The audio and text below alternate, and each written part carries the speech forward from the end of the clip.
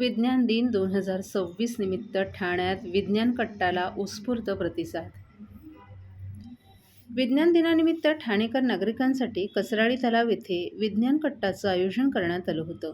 नगरसेवक राजेश मोरे आणि विज्ञान परिषद ठाणे यांच्या संयुक्त विद्यमाने पार पडलेल्या या उपक्रमात मानवी बुद्धिमत्ता आणि कृत्रिम बुद्धिमत्ता या विषयावर विशेष चर्चासत्र आयोजित करण्यात आलं होतं.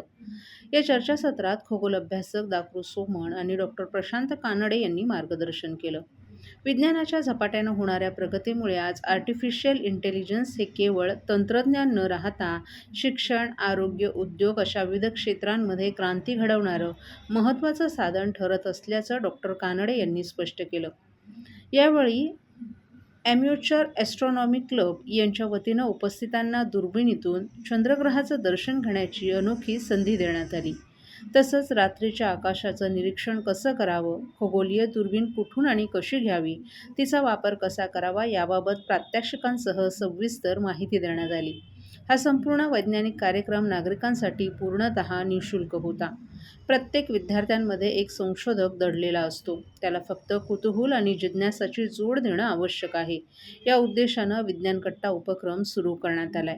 दर महिन्याला विविध विषयांवर अशा प्रकारचे कार्यक्रम आयोजित केले जाणार असून नागरिकांनी मोठ्या संख्येनं सहभागी व्हावं असं आवाहन आयोजक नगरसेवक राजेश मोरे यांनी केलं आहे.